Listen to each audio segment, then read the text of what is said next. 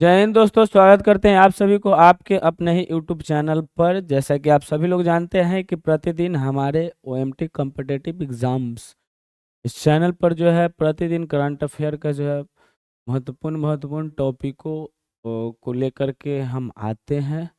तो आप प्रतिदिन के भांति आज भी वैसे ही महत्वपूर्ण टॉपिक है जो करंट अफेयर से रिलेटेड टॉपिक है और सभी एग्जामों के लिए बहुत महत्वपूर्ण है। इसमें क्षेत्रीय, अ, राष्ट्रीय, अंतर्राष्ट्रीय जो है घटनाओं का जो है इसमें निचोड़ रखा जाता है। तो आप सभी लोग पढ़िए और अपने एग्जाम के लिए महत्वपूर्ण महत्वपूर्ण बातों को याद रखिए और एग्जाम में अच्छे अच्छे प्रश्नों का उत्तर दे करके आइए और लोगों से अपने तैयारी को बेहतर बनाइए। समझे कि नहीं समझे? तो चलते हैं हम अपने कार्य की ओर।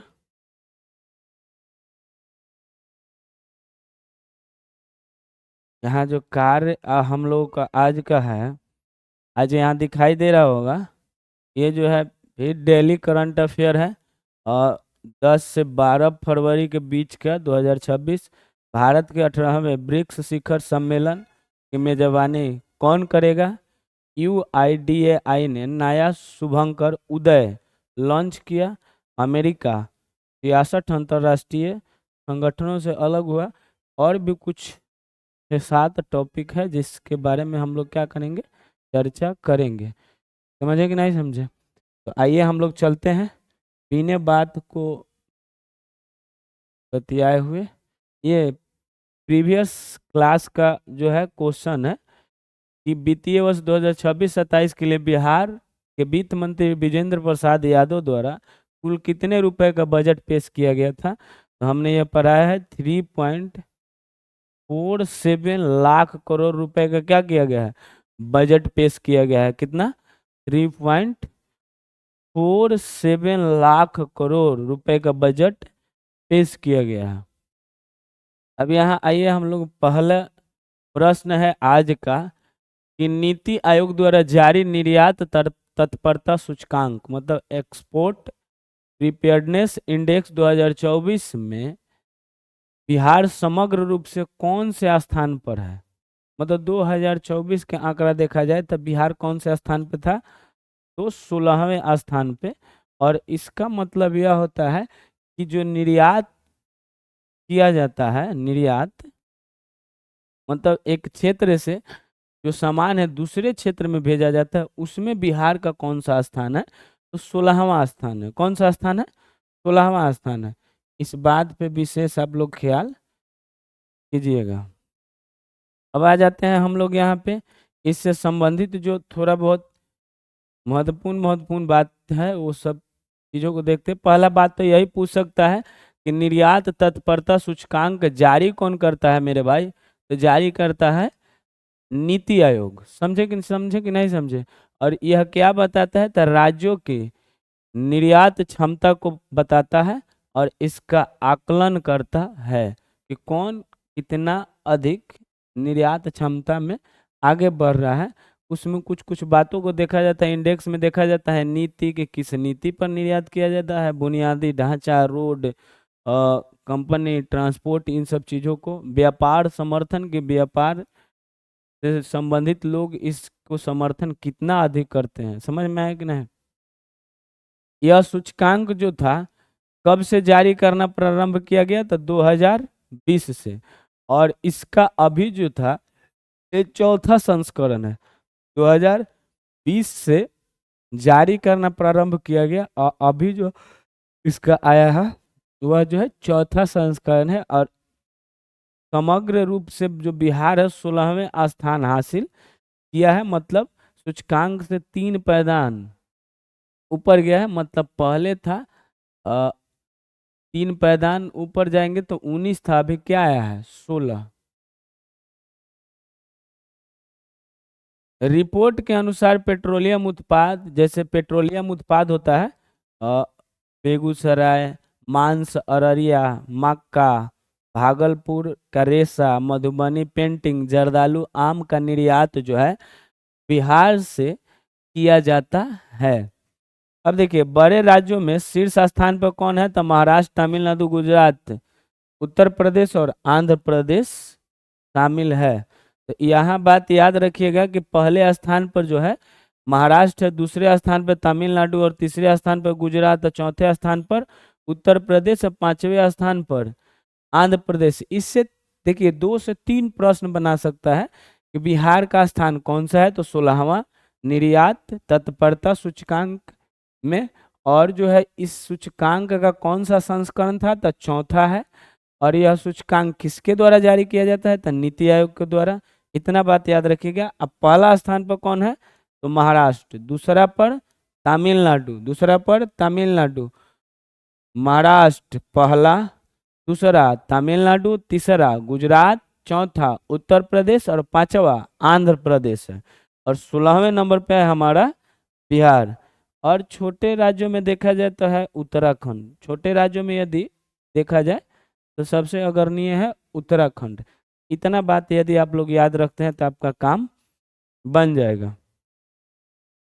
आ जाइए यहाँ प्रश्न संख्या यहाँ पे दूसरा नंबर है कि आधार, ये जो आधार कार्ड होता है हम लोगों का, आधार से संबंधित सेवाओं की जानकारी को सरल और सुलभ बनाने के उद्देश्य से UIDAI द्वारा हालिया जारी किए गए शुभंकर का नाम क्या है। इसका जो है आधार से संबंधित जो है जो भी जानकारी है उससे सरल और सुलभ बनाने के लिए एक शुभंकर जारी किया गया, और उस सब शुभंकर का नाम है उदय। क्या नाम है, उदय। अब थोड़ा सा यहाँ देखिए कि उदय के हमें देख लीजिए, यहाँ जो शुभंकर बनाए गए उसका चित्र यहाँ पे देख लीजिए, यही है, ये हमें उदय देखो, ये हमें आधार कार्ड के उदय करी है। समझ में आयल।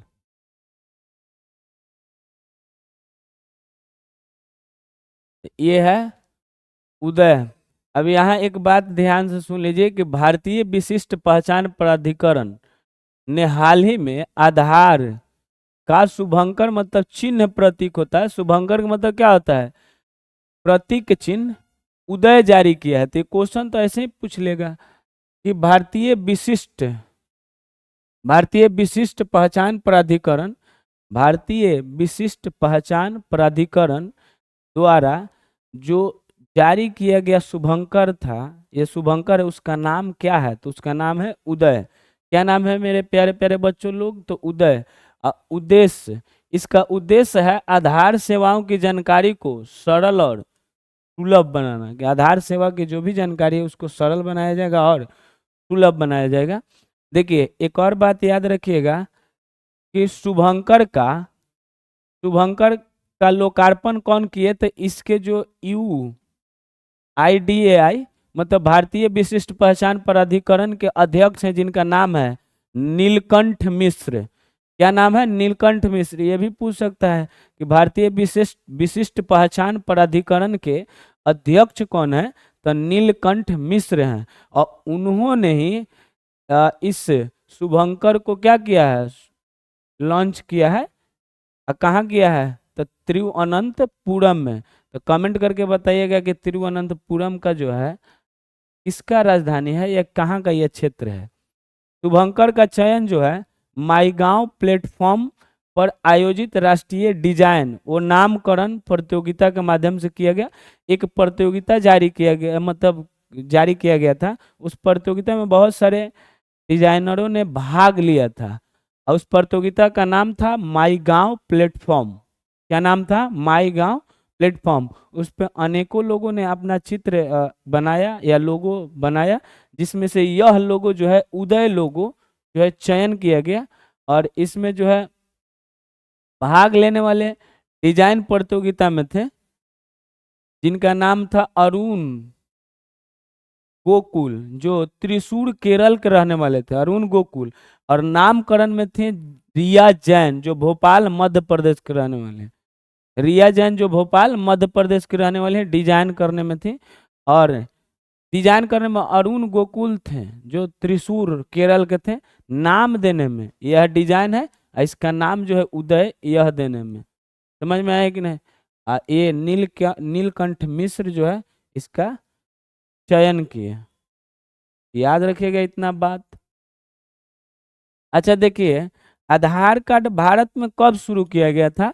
तो आधार कार्ड की शुरुआत भारत में 2010 में किया गया, महाराष्ट्र से। कहाँ से किया गया था? महाराष्ट्र से। समझे कि नहीं समझे? यहाँ देख लीजिए, भारत में आधार कार्ड सेवा की शुरुआत 2010 में महाराष्ट्र से हुई थी। ये भी बात याद रखिएगा कि आधार कार्ड की शुरुआत कहाँ की गई थी? महाराष्ट्र से।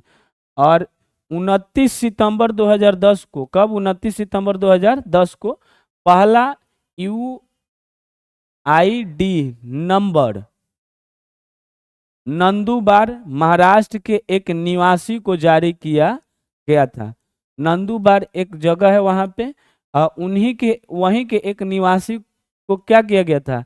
यह जारी किया गया था। और इस आधार सिस्टम का जनक जो है, जनक पिता किन्हें कहा जाता है? तो नंदन एम नीलेकनी को कहा जाता है। नंदन एम नीलेकनी को कहा जाता है। इसमें 4-5 पॉइंट याद रखिएगा। और नंदन एम नीलेकनी को यूआईडीएआई का पहला अध्यक्ष बनाया गया था। जो इसका उत्पत्ति करता थे उन्हीं को पहला अध्यक्ष बनाया गया था।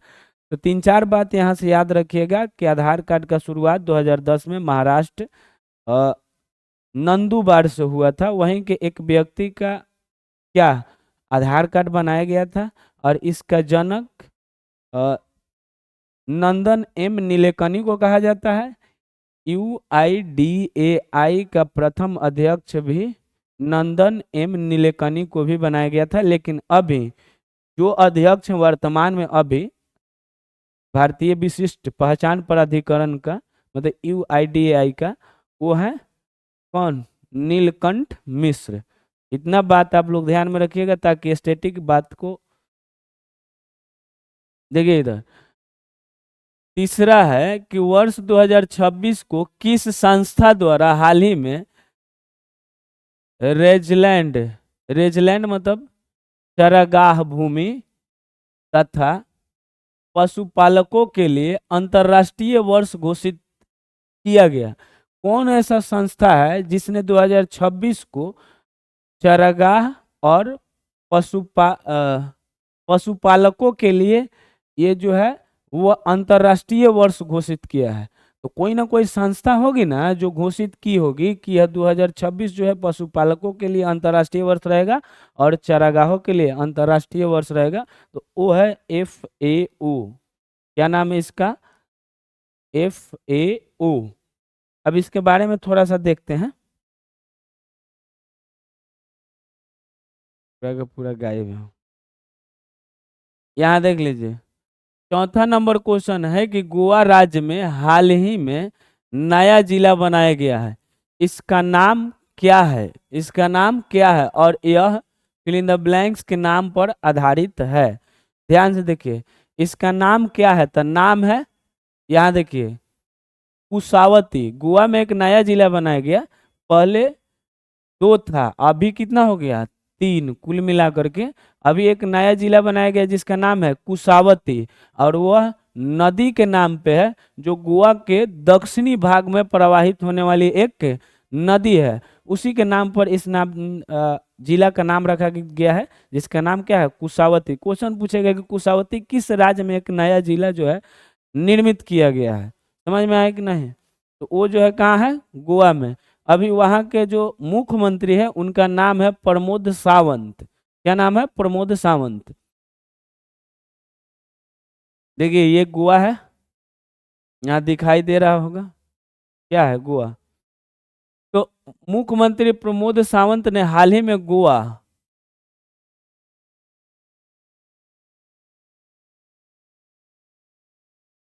प्रमोद सावंत ने हाल ही में गोवा के एक नए जिले घोषणा किया है। नए जिले का नाम है कुसावती। ये याद है? यह नाम प्राचीन कुसावती नदी के नाम पर आधारित है जो दक्षिणी गोवा क्षेत्र में बहती है। ये बात हम बता दिए कि जो है गोवा के दक्षिणी क्षेत्र में एक प्राचीन नदी है जिसका नाम कुसावती है, उसी के नाम पर रखा गया है। और इसके साथ ही गोवा राज्य में अब 3 प्रशासनिक जिला हो गया। पहला पणजी था, दूसरा मडगांव था, और तीसरा कुशावती बन गया। तो क्वेश्चन पूछेगा कि गोवा में कितने जिले हैं? तो कितने हैं? 3 प्रशासनिक जिले हैं। पहला पणजी, दूसरा मडगांव और तीसरा अभी जो बनाया गया है कुशावती। समझ में आया कि नहीं? इसके पीछे सरकार का उद्देश्य प्रशासनिक दक्षता को बढ़ाना और विकास कार्यों में तेजी लाना। अच्छा देखिए, किसी भी क्षेत्र को यदि बांटा जाता है या किसी क्षेत्र से काटा जाता है तो प्रशासनिक सुविधा के लिए काटा जाता है, ताकि वहां पे प्रशासनिक जो है सुविधा मतलब सही ढंग से क्या किया जाए, संचालित किया जाए, मतलब प्रशासन व्यवस्था जो है सही ढंग से संचालित किया जाए। इसीलिए जो है क्षेत्र का क्या किया जाता है, बंटवारा कर दिया जाता है। अब देखिए, गोवा मुक्ति दिवस हर साल 19 दिसंबर को मनाया जाता है। अभी हाल ही में गया है 19 दिसंबर गोवा मुक्ति दिवस। दरअसल बात यह है कि वहां पे पुर्तगालियों का क्या हुआ करता था, शासन। किनका शासन हुआ करता था? पुर्तगालियों का। अब पुर्तगालियों ने देश के आजादी के बाद भी गोवा को आजाद नहीं किया गया था, तो उसके लिए एक ऑपरेशन चलाया गया। समझ में आया कि नहीं? और उसका नाम था ऑपरेशन विजय। समझ में आया कि नहीं? बिना ऑपरेशन चलाए कुछ काम सफल ही नहीं होता था, सुनता ही नहीं था सब उस सब। समझ में आया कि नहीं? ऑपरेशन चला के चाकू लगाना पड़ता था। अब देखिए 19 दिसंबर को ऑपरेशन विजय के तहत 19 दिसंबर 1961 को भारतीय सेना द्वारा गोवा और दमन और दीव को भी पुर्तगालियों से क्या करा लिया गया, मुक्त करा लिया गया। तो याद रखिएगा कि गोवा कब एक भारत का भाग बना था, कब जा करके, तो 1961 में। दमन और दीव भी 1961 में। यहाँ तक कि गोवा मुक्ति दिवस भी मनाया जाता है 19 दिसंबर को। समझ में आया कि ना? अभी हाल ही फिलहाल में मनाया गया। और ये भी बात याद रखिएगा कि क्वेश्चन पूछता है कि गोवा जो है किससे जो है आजाद हुआ, 1961 में मुक्ति पाया गया, किससे? पुर्तगालियों से। या गोवा पर आजादी के बाद भी किसका शासन था? तो पुर्तगालियों का। ये बोलता था नहीं ये हमर है, लगता था बाप होकर दे के गया है। समझे कि नहीं समझे? अब यहाँ देखिए, हाल ही में केंद्रीय शिक्षा मंत्री धर्मेंद्र प्रधान ने किस पुस्तक का विमोचन किया जिसमें वर्ष 2014 से लेकर के 2025 तक प्रधानमंत्री नरेंद्र मोदी के स्वतंत्रता दिवस पर दिए गए भाषणों का क्या है, संकलन है। जो मोदी जी 2014 में प्रधानमंत्री बने और 2025 तक स्वतंत्रता दिवस पे तो लाल किला पे भाषण कौन देते हैं? प्रधानमंत्री देते हैं 15 अगस्त को। तो उनके भाषणों का एक संकलन है पुस्तक। उस पुस्तक का नाम क्या है जिसका अभी विमोचन केंद्रीय शिक्षा मंत्री धर्मेंद्र प्रधान ने किया है? उसका नाम है उत्कर ए मोदी। उत्कर ए मोदी होगा, यहाँ लिखा हुआ आधा ला होगा। समझ में आ रहा है? देखिए नामों अजीब है, यहाँ गलत है, मिस प्रिंट है भाई। खुतबात ए मोदी है, यहाँ देख लीजिए, यहाँ होगा खुतबात ए मोदी। याद रखिए गया है।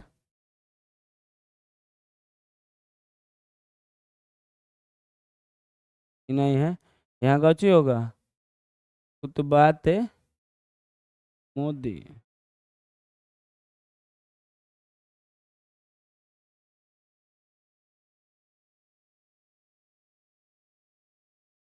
यहाँ ये हम बता देते हैं।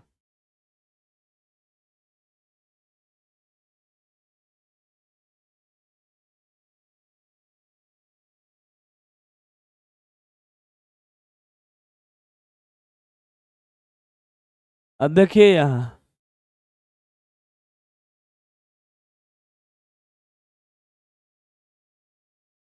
केंद्रीय शिक्षा मंत्री धर्मेंद्र प्रधान ने हाल ही में 5 जनवरी 2026 को ये बात, मतलब ये पुस्तक जो है उनके द्वारा विमोचित किया गया या विमोचन किया गया, जिसका नाम था खुतबात ए मोदी। खुतबात ए मोदी। और यह जो है एक उर्दू भाषा में अनुवादित क्या है, भाषणों का संकलन है। मतलब जितना भाषण मोदी जी दिए हैं उस सारा के सारा उर्दू में अनुवाद करके और इस पुस्तक को लिखा गया जिसका नाम है खुतबात ए मोदी। खुतबात ए मोदी, समझ में आया। इसका विमोचन कब किया गया था? तो 5 जनवरी 2025 को, समझ में आया। आज 2014 से 2025 तक के भाषणों का क्या है? संकलन है। और इसे उर्दू भाषा के राष्ट्रीय संवर्धन परिषद द्वारा क्या किया गया? प्रकाशित किया गया। समझ में आया। इन भाषणों में सबका साथ, सबका विकास, सबका प्रयास के सिद्धांत पर आधारित प्रधानमंत्री मोदी की कार्यशैली का प्रमुखता से वर्णन किया गया। देख लीजिए, इनका कहने का मतलब है कि मोदी जी ने अपने सारे भाषण में जितने भी बात कहा है उसमें यह है कि सबका साथ, सबका विकास और सबका प्रयास के सिद्धांत पे वो जो है कार्य, वो अपना कार्य जो है करते हैं। समझ में आया कि नहीं। और उसी पे इनका जो है सारा का सारा भाषण को क्या किया गया है?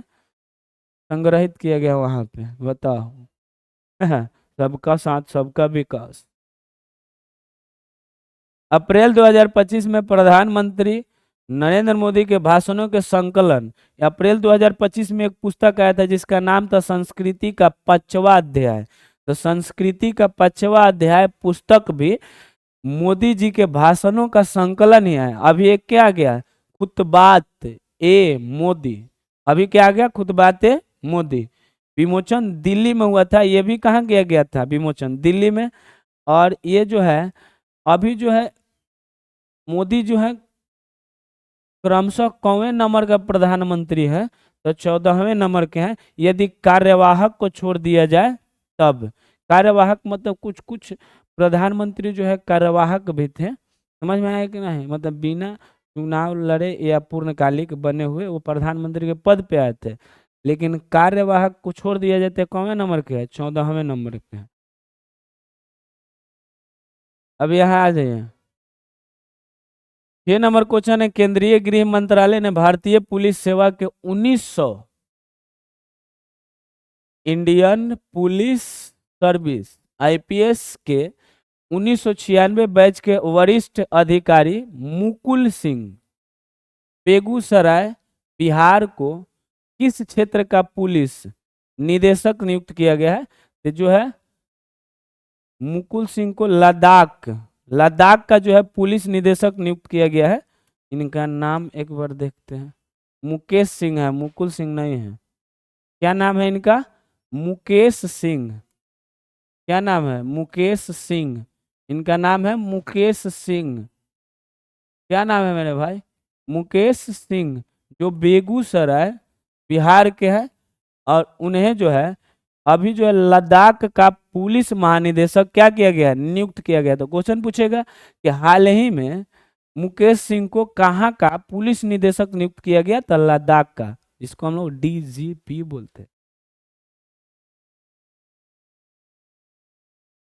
यहाँ देखिए, केंद्रीय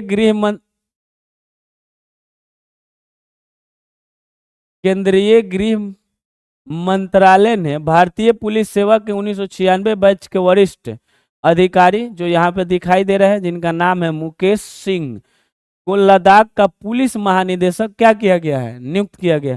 दरअसल मुकेश सिंह बिहार के मझौला बेगूसराय के क्या है? रहने वाले हैं। मझौल बेगूसराय के रहने वाले हैं। इन्हें 2 बार राष्ट्रपति द्वारा वीरता पुरस्कार से क्या किया गया है? सम्मानित किया गया। ये भी प्रश्न पूछ सकता है कि मुकेश सिंह को कितनी बार जो है वीरता पुरस्कार से क्या किया गया? सम्मानित किया गया है। तो 2 बार किया गया है।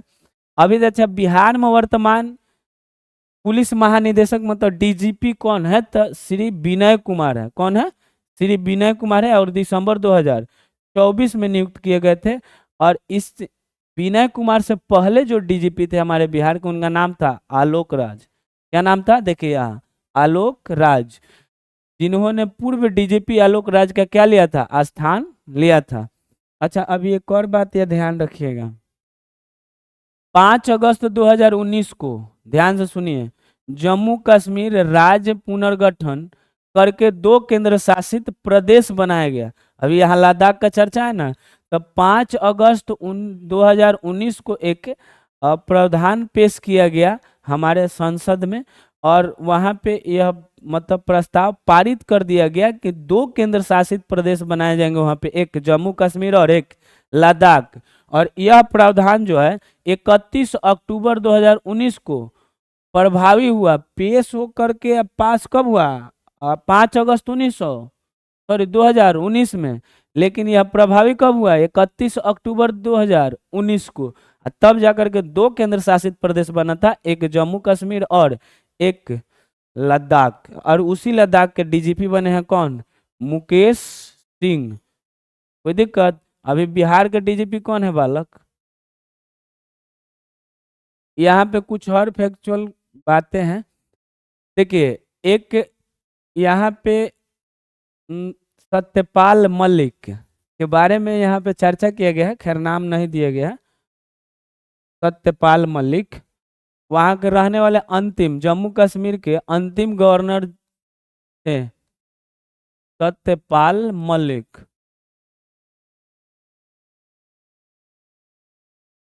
उनका नाम क्या था? सत्यपाल मलिक। उनको बताया जा रहा है कि सत्यपाल मलिक जो है, उनका जन्म जो है 1946 में उत्तर प्रदेश में हुआ था। वे भारतीय संसद के दोनों सदन मतलब लोकसभा और राज्यसभा के सदस्य रह चुके थे। और 2018 से 2019 तक जम्मू कश्मीर के क्या रहे? राज्यपाल रहे। और वे जम्मू कश्मीर के अंतिम राज्यपाल थे जिनका नाम था सत्यपाल मलिक।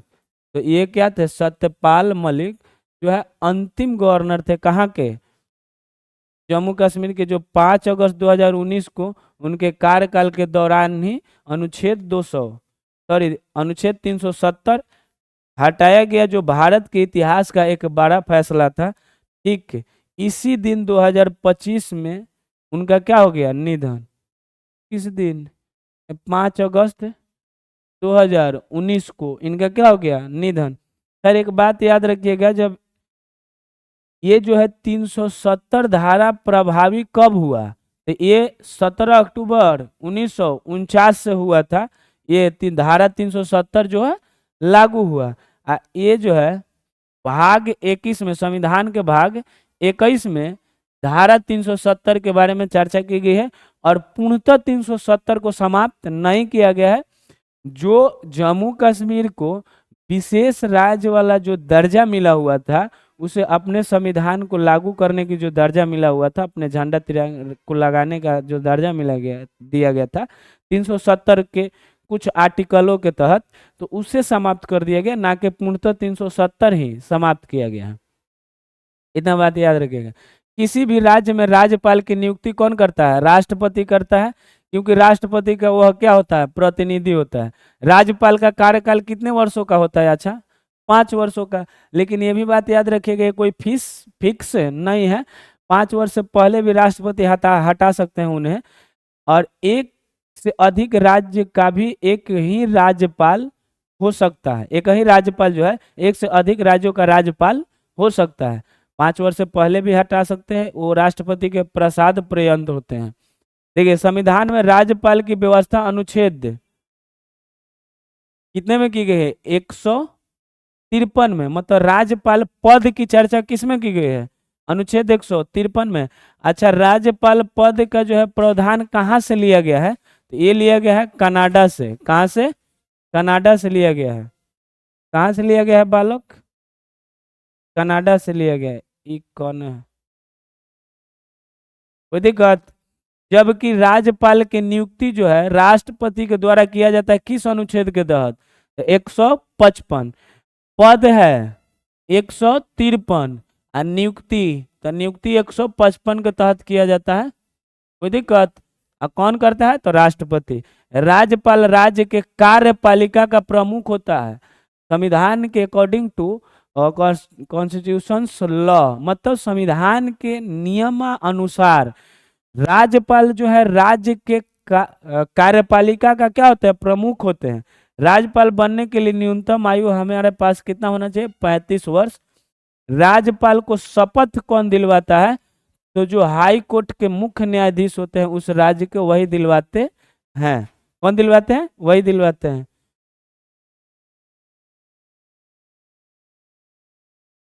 कोई दिक्कत? नहीं। अब आगे सुनिए, अगला है प्रश्न 7 नंबर के, भारत ने हवाई खतरों मतलब एयर थ्रेट्स से निपटने के लिए हाल ही में कौन सा मिशन लॉन्च किया है? तो वह मिशन है मिशन सुदर्शन चक्र।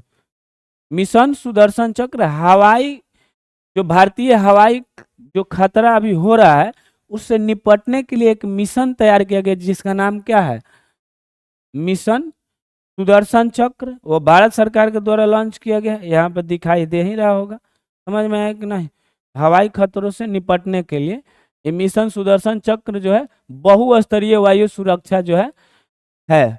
अब यह याद रखिएगा, इसका मुख्य लक्ष्य है ड्रोन, मिसाइल, फाइटर जेट, अन्य हवाई खतरों को समय रहते पहचान कर और निष्क्रिय करना, अर्थात देश के लिए समग्र बहुस्तरीय वायु रक्षा कवच तैयार करना है। मतलब कि बहुस्तरीय मतलब अनेकों स्तर पर जो है देश में वायु रक्षा को मतलब सुलभ बनाने के लिए इसका एक कवच तैयार किया जाएगा। किस मिशन के तहत? मिशन सुदर्शन चक्र के तहत। यह मिशन जो है radar, mission radar, air defence system और इंटरसेप्टर तकनीक के समन्वित उपयोग पर आधारित है। यह रडार पर आधारित है, डिफेंस सिस्टम पर आधारित है, समझ में आया कि नहीं? अब बदलते हुए युद्ध स्वरूप बढ़ते ड्रोन आधारित खतरों को देखते हुए यह मिशन जो है रणनीतिक रूप से अत्यंत क्या है? महत्वपूर्ण है। और अभी जो है युद्ध के क्षेत्र में जितना अधिक ड्रोन मिसाइल का उपयोग किया जा रहा है, समझ में आ रहा है ना? ड्रोन का पावर मतलब ड्रोन का जितना अधिक क्षमता या निर्माण का क्षमता जिस देश के पास होगा, आने वाले भविष्य में वह देश सबसे बेहतर होगा। समझ में आया कि नहीं? अब देखिए, भारतीय तीनों सेना का प्रमुख कौन है? तो थल सेना के 30वें प्रमुख कौन है? तो उनका नाम है वो जनरल उपेंद्र द्विवेदी। और नौसेना के जो है 26वें प्रमुख कौन है? दिनेश कुमार त्रिपाठी, एडमिरल दिनेश कुमार त्रिपाठी। 28वें वायुसेना के प्रमुख कौन है? चीफ ऑफ एयर स्टाफ, तो यह है air chief marshal Amarpreet Singh. तो यहाँ देख लीजिएगा थल सेना का जो है अध्यक्ष कौन है? उपेंद्र द्विवेदी। नौसेना दिनेश कुमार त्रिपाठी, और वायुसेना के अमरप्रीत सिंह। इतना बात आप लोग ध्यान में रखिएगा, स्टैटिक बातों को आप लोग अवश्य ध्यान में रखें। 8 नंबर है कि किस देश ने हाल ही में अंतर्राष्ट्रीय सौर संगठन सहित कुल 66 अंतर्राष्ट्रीय संगठनों से हटने की घोषणा की है, जिसमें संयुक्त राष्ट्र यूएनए से जुड़े 31 संस्था और 35 को गैर यूएनए। ये हम पहले भी पढ़ा चुके हैं। ये अमेरिका है जो हटने के लिए क्या किया है? घोषणा किया है। कुछ है तो ये सारा का सारा हम बात बता दिए हुए हैं पहले ही। अच्छा, एक बात याद रखिएगा कि इंटरनेशनल सोलर सोलर अलायंस का स्थापना जो है 2015 में फ्रांस के सहयोग से किया गया है। और इसका जो है मुख्यालय गुरुग्राम में है। मुख्यालय कहाँ है? गुरुग्राम में। और जो है गुरुग्राम भारत में है, हरियाणा। और इसका सदस्य 100 से भी अधिक देश हैं। इतना बात याद रखिएगा। अमेरिका भी हाल ही में इससे बाहर हटने का क्या किया है? फैसला किया है।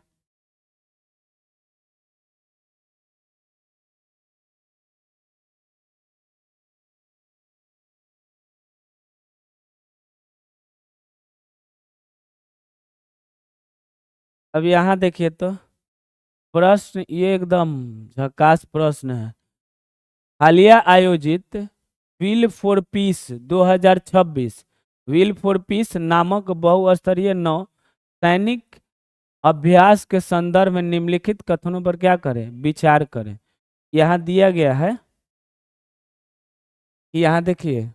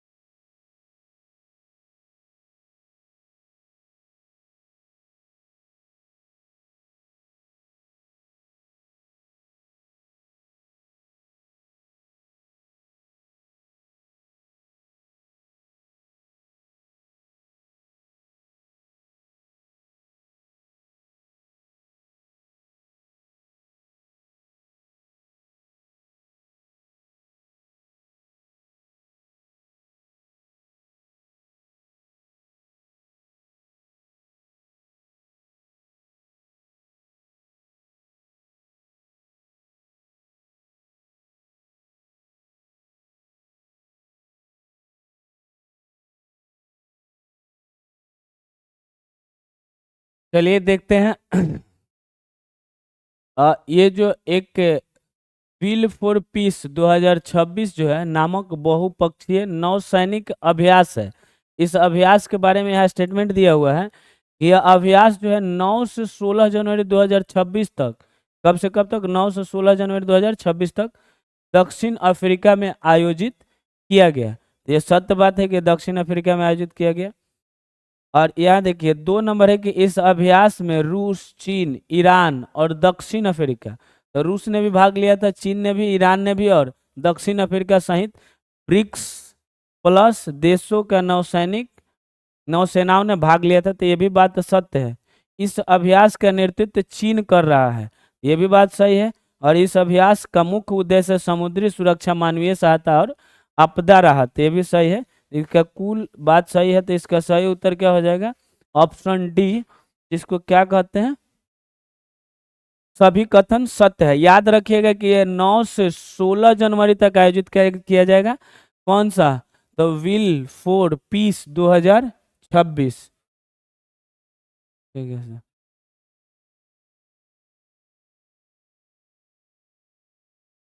अब यहाँ बात ध्यान रखिएगा,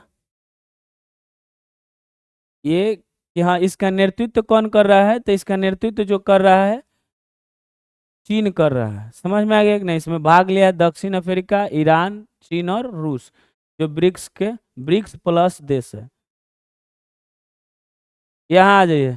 2026 में 18वां ब्रिक्स शिखर सम्मेलन भारत की मेजबानी में आयोजित किया जाएगा। बताएं कि भारत अब तक कितनी बार सम्मेलन का मेजबानी कर चुका है? 3 बार, और इस बार जो है चौथा क्या है, ब्रिक्स का सम्मेलन जो है भारत में होने वाला है। और ये चौथा सम्मेलन जो है दिल्ली में होने वाला है। कहाँ होने वाला है? दिल्ली में, नई दिल्ली के भारत मंडपम में होने वाला है। इतना बात याद रखिएगा। इसका लोगो या थीम का भी अनावरण किया गया। एस जयशंकर हमारे देश भारत के विदेश मंत्री हैं। और ये चौथी बार ब्रिक्स का सम्मेलन जो है भारत करेगा। ये ब्रिक्स का कौन सम्मेलन है? 18वां। और 17वां जो है ब्रिक्स सम्मेलन कहाँ किया गया है? तो ये किया गया है ब्राजील के रियो डी जेनेरियो में, जो 17वां है। कोई दिक्कत? भारत को भी सौंप दिया गया है। इसका स्थापना जो है 2006 में किया गया था। समझ में आया कि नहीं?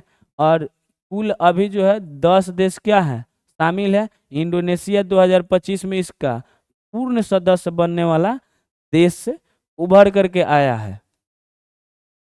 इतना बात ध्यान में रखिएगा, इन सब बातों पर ज्यादा ध्यान नहीं देने का। इधर देखिए 11, बिहार सरकार द्वारा वित्तीय वर्ष 2026-27 के लिए कुल इतना करोड़ रुपया बजट प्रस्तुत किया गया। बताएं कि किस विभाग को सर्वाधिक बजट आवंटित किया गया है। तो आप लोगों को हमने पढ़ा चुका है कि कौन से विभाग को अधिक बजट प्रस्तुत किया गया है या पेश किया गया है। स्वास्थ्य विभाग, ग्रामीण विभाग, गृह विभाग या शिक्षा विभाग को। तो एक बार कमेंट बॉक्स में अवश्य इसका उत्तर देने का प्रयास करें। आज के लिए इतना ही, मिलते हैं फिर अगले वीडियो में, अगले सेशन में। जय हिंद, जय भारत।